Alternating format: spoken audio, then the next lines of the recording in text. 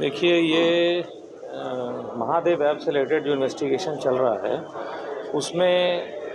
कुछ लेटर्स आए थे, न्यायालय के पास भी आए थे और दूसरे दूसरे अथॉरिटी को भी भेजा गया था जो जेल में बंद हैं। महादेव ऐप के जो 3 एक्यूज पर्सन्स चंद्रभूषण वर्मा और सतीश चंद्राकर और एक और कोई है, तो इन तीनों की तरफ से कुछ लेटर आए थे जिसमें इन्होंने कहा था कि जो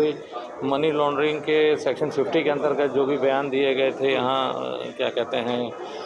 ईडी अथॉरिटी के पास में, वो गलत हैं और ज़बरदस्ती लिखवाए गए हैं। लेकिन अभी जब कोर्ट से परमिशन लेकर के ईडी अथॉरिटी गई है वहाँ जेल में, तो उन लोगों ने उस बात से इनकार किया। उनका कहना है कि जो लेटर लिखवाए गए हैं उसमें उनके हैंडराइटिंग नहीं है और उसमें जो लिखी बातें हैं उसको विश्वास नहीं कर रहे हैं। नहीं, इस पर कोई एक्शन नहीं हो रहा है, लेकिन मैं बता रहा हूँ कि उन लोगों ने जो पहले अपनी बातें लेटर के माध्यम से प्रचारित की थी कि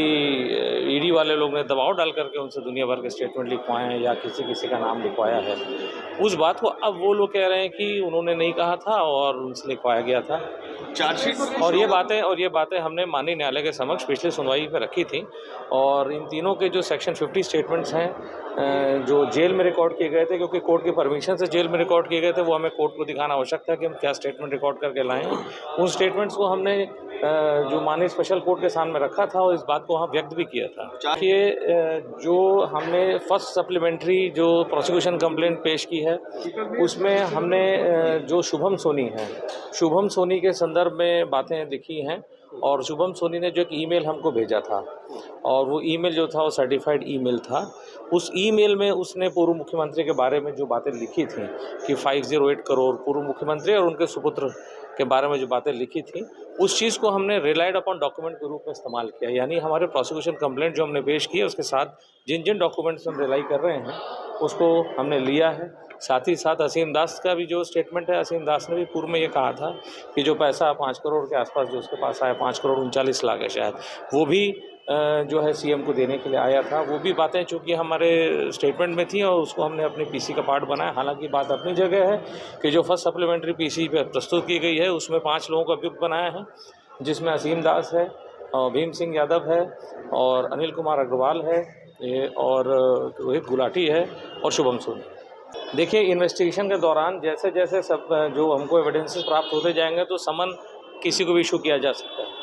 इंक्लूडिंग दी एक्ससीएम ऑल्सो। ये आज माननीय न्यायालय के समक्ष जो है 4 महत्वपूर्ण आवेदन पत्रों पर सुनवाई होनी है, जिसमें कि प्रमुख है देवेंद्र सिंह यादव के जमानत आवेदन पत्र जिसकी सुनवाई अभी चल रही है और अभी देवेंद्र सिंह यादव की तरफ से तर्क किया गया, हमारी तरफ से तर्क अभी बचा हुआ है। दूसरा अरविंद सिंह जो लिकर स्कैम में एक आरोपी था, उसकी तरफ से भी जमानत आवेदन पत्र आया है, उस पर भी तर्क आज होना है। इसके अतिरिक्त हमने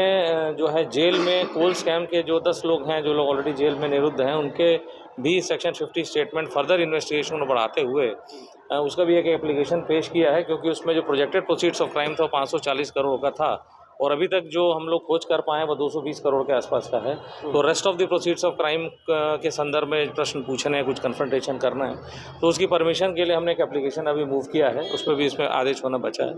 और एक आवेदन पत्र हमने और मूव किया है जिसमें कि जो राम गोपाल अग्रवाल है उनके खिलाफ नॉन अवेलेबल वारंट माननीय न्यायालय जारी करे ऐसी याचना करते हुए प्रस्तुत किया, भी उसमें भी तर्क बचा हुआ है, इसलिए उनको एंटिसिपेटरी बेल पे छोड़ा जाए। और उसमें हमने कोर्ट से ये बताया कि जो इनकम टैक्स का मुकदमा है वही गलत है, वो मुकदमा हो ही नहीं सकता है, लेकिन खैर उन्होंने किया है। और ईडी का पूरा केस यही था कि वो इनकम टैक्स के मुकदमे पे ही आधारित है और हमारा आर्गूमेंट था कि इनकम टैक्स का मुकदमा ही जब नहीं हो सकता, जब वो गलत है, गैर कानूनी है, तो इसलिए ईडी का केस भी नहीं चलना चाहिए। लेकिन ये चीज़ें बाद में आएंगी, ये अलग पार्ट है। अभी तो केवल बेल पे जज साहब ने सुना है और दोनों तरफ की बात सुन ली है, वो फैसला करेंगे। जो भी उनका फैसला होगा हम उसके हिसाब से या तो उसका पालन करेंगे या जो कानून में हमारे पास रास्ते हैं हम उस रास्ते पे जाएंगे। हमारा न्यायालय के सामने ये कहना था, पक्ष था कि जो इनकम टैक्स विभाग ने जो कार्रवाई की है वो गैर कानूनी है। माननीय उच्चतम न्यायालय ने ऐसी कार्रवाइयों को पहले भी गैर कानूनी कहा है, वो हमने इस न्यायालय को बताया है और हम जब उस समकक्ष न्यायालय के पास जाएंगे तो वहाँ भी बताएंगे ये पूरा मुकदमा गलत है। ये भी एक आधार है, कई आधार हैं, अब उतना तो बता नहीं सकते। आप देख रहे हैं 4 घंटे लगभग हो गए हम लोगों को ये करके, लेकिन हमारा ये कहना है कि जो कुछ भी हमारे खिलाफ है, मतलब देवेंद्र यादव जी के खिलाफ है, वो गैर कानूनी है और गैर कानूनी आधार पे किसी आदमी की लाइफ एंड लिबर्टी नहीं ली जा सकती। तो माननीय न्यायालय ने बड़ा धैर्य से हमें सुना, हम लोग grateful, we bow down to the honourable court,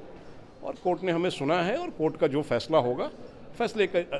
अनुरूप हम आगे की कार्रवाई करेंगे।